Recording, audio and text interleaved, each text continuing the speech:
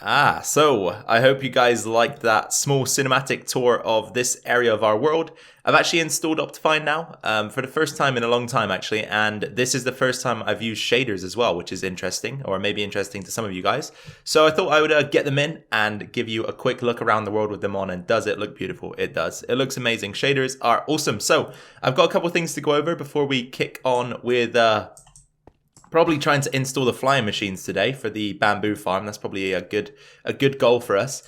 The 100 subscriber monument looks a lot different, right? So I decided to just shave the top half of this mountain off and have it instead take on a flat peak. I think that'll be a lot easier to work with and also a lot easier to finally finish this thing up. And I think it's coming together well at the moment. I will give you a quick look as we run around this world, but there's something else I quickly need to bring to the attention of you guys in just a second, and you might get a hint of it on the screen right now. Not that I am purposely trying to show it to you, and I haven't actually pointed it out either, so maybe you didn't see it, but we will get to that in just a second. Anyway, this part of the base, or this part of the world, is the 100 subscriber monument, of course. And we are approaching 400, so that's quite cool, isn't it? We hit this target in April, and we're already at 400, which is very nice. So I'm kind of trying to give it a bit of extra detail. That's where you can see this ridge coming in here. I need to try and do that in a couple of other locations just to give it some depth, because at the moment it looks very flat, right? But I've tried to blend it in as well as I could with the natural scenery. So it's not looking so bad at the moment. We will keep developing that, though, most likely off camera. Something else I did whilst off camera was this. I've actually corrected the wall that runs along the river now. So if there was dirt underneath the wall blocks, I've just brought it down to the level of the sort of the plateau of the dirt. It's not really a plateau, is it? But I think you can see what I mean. So there's that. And then finally, one last thing to show you guys, which is quite cool. And there they are. Two of these skeletal horses. Last night in the game, I experienced a thunderstorm for the first time in a long time. So I came outside and I was looking for one of these guys, the skeleton traps, and I found one pretty much straight away. So we've got ourselves a skeletal horse, which is very, very cool indeed. And I think there were 4 and I ended up killing 2, or there might have been 3 and ended up killing 1. Either way, not all of them made it through that night. So unfortunately, we were only left with 2, but 2 is better than 0, right? So we've got ourselves a couple of awesome skeletal horses here, which I'm really not sure what to do with just yet, but I'm sure we'll think of something in due course. So without further ado, guys, let's get on with today's episode. This is episode 125. My name is Hocus Pocus. I did forget to say that as I began the recording, but yeah, this is where we're at. So if you do enjoy today's video, be sure to subscribe, share the video, of course. That would be awesome if you could do that. Likes and comments are also appreciated down below. All right, guys, we've got a bit of crafting and item collection to do. So we need 51 blocks of slime for the three flying machines that we're going to build. I was forgetting the name there, so I'll just go with 64. That's fine. That's fine. We've been a bit overkill there, but that is fine. We also need 6 sticky pistons and 6 observers. I'm pretty sure I don't have that many available, but we will look. So we've got 2 here. I think we've also got 2 outside. Same with the observers, which we shouldn't have any. Oh, we have 1. Okay. So I've got 2 here, 2 outside. So I need 2 more sticky pistons, which should be easy enough to craft. So let's grab some planks if we have any. That doesn't look like a reality, so let's do something like this. We also need some cobblestone. We need some iron. There we go. And some redstone, which is found over at the redstone closet again. I should probably move some redstone into small storage just for ease of use, because running back and forth between here and the closet, although it's not a large distance, it can be quite frustrating at times. So let's do this and this. I think we actually want to do 2, right? Because we got 3... 2 here, 2 outside. We need 2 more. So let's do 1, 2, 1, 2, 1, 2, 1, 2.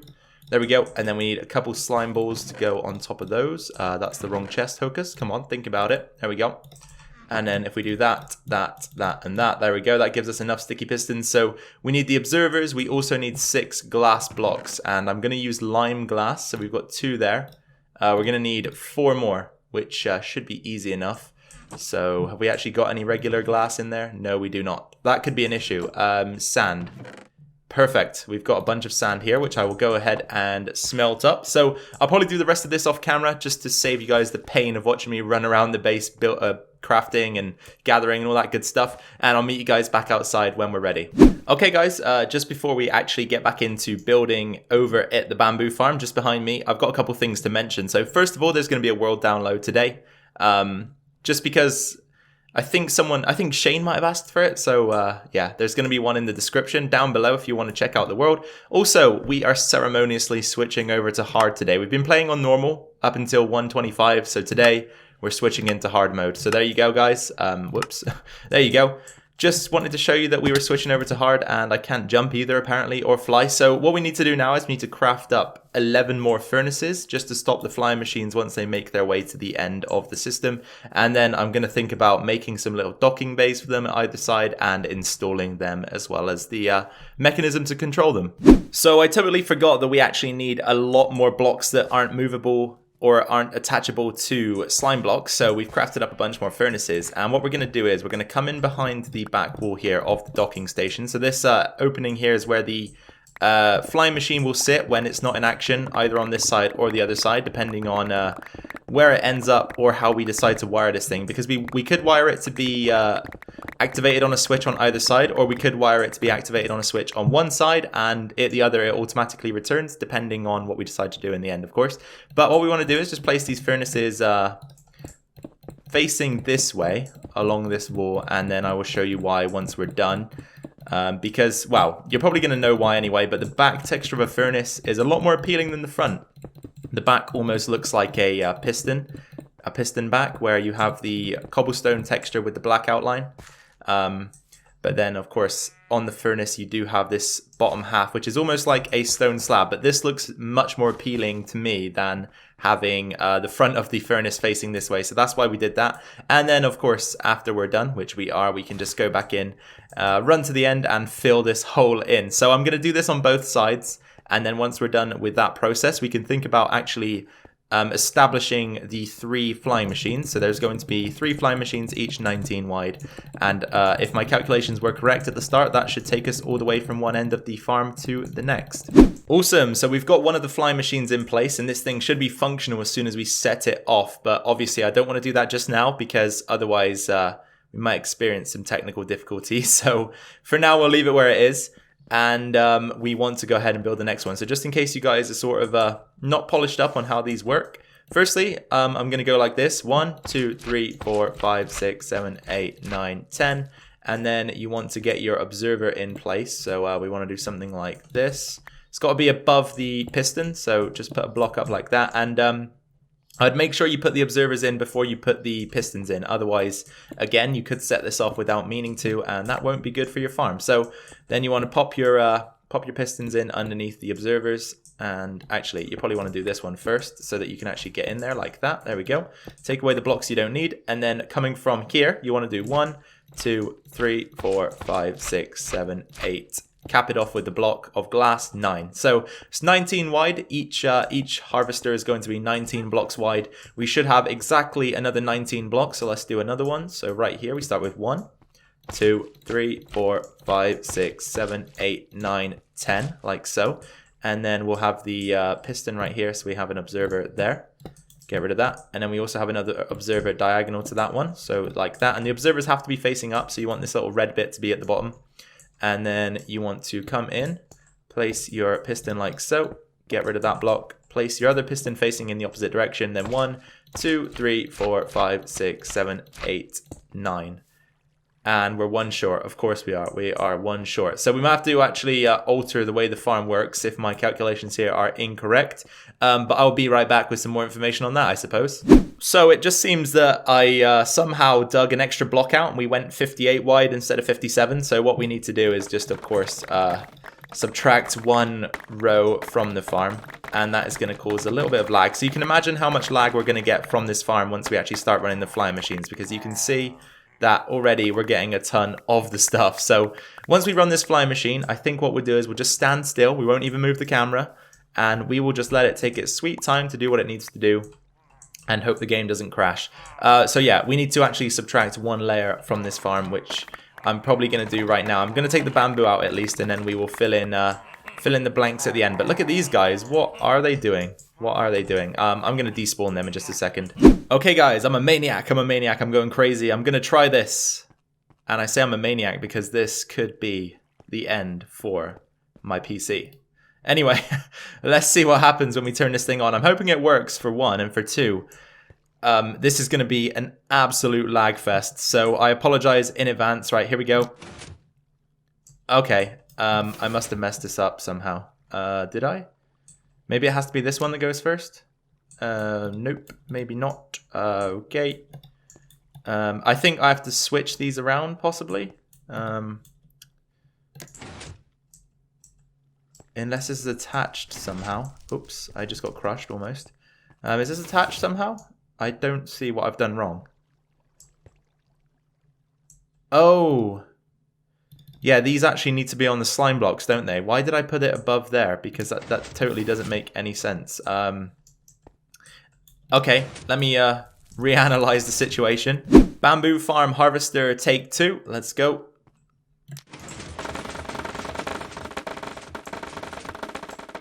Oh my god.